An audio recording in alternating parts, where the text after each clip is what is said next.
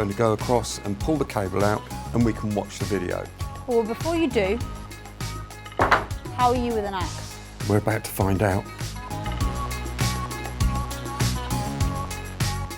Hello, I'm Lauren McCormick and I am part of the account management team here at UK Connect, and I am joined today with Andy Sawyer, who is a system engineer manager at Cradlepoint. Today we're going to be talking about disaster recovery and network failover solutions, and Andy's going to be talking through what we've got on the table here and also, I think, do a bit of a demonstration. So over to you, Andy. Thank you. So this layout here is actually simulating a real network. The router that you see at the front is the enterprise router. This wire coming in is actually connecting us to the internet. So that is effectively our service provider feed. This that we have at the back of the table here is an adapter. Typically this would be on the outside of the building and it connects this router cellularly to the internet. So should your service provider fail, this router here will automatically flip over and turn on the connection to the cellular router, and you have complete business continuity.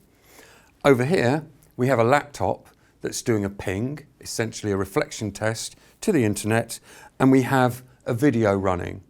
Now, hopefully, what you'll see when I unplug this cable here is you'll see a very brief miss of a ping, but the video will actually continue streaming.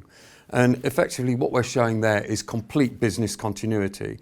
So for example, if you were using a point of sale or you were using Office 365, your business would actually continue and it would be continuing over this router here.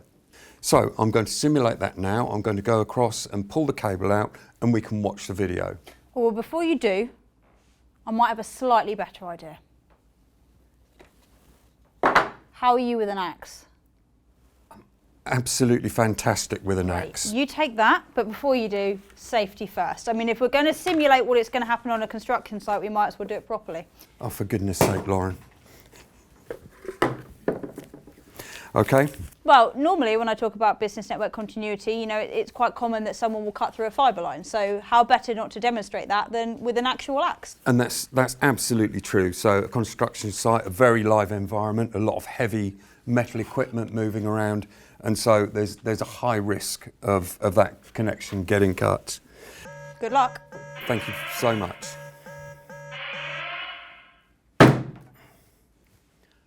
Right, are we still going? Yes, so it doesn't look like the video's dropped. So talk to me about what's just happened.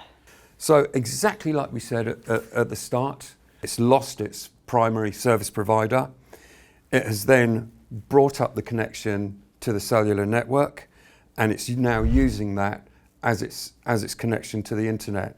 And as reflected on the video there, business has continued to work. And what happens when, because obviously we're looking at this as maybe a temporary solution and someone's cut through the fibre, but what happens when the primary WAN is restored? So when the primary WAN comes back, the router is continuing to poll to look for that interface to become live. And as soon as it does, the router will switch across automatically and restore that primary connection. The users connected to the router will continue their work. They won't notice that any of that has gone on. So they'll just continue to watch their video, be on a Teams call, and they just won't even notice? Absolutely, yeah.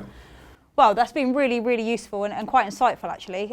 So if you're looking for business network continuity solutions and you want to find out more, then head over to ukconnect.com.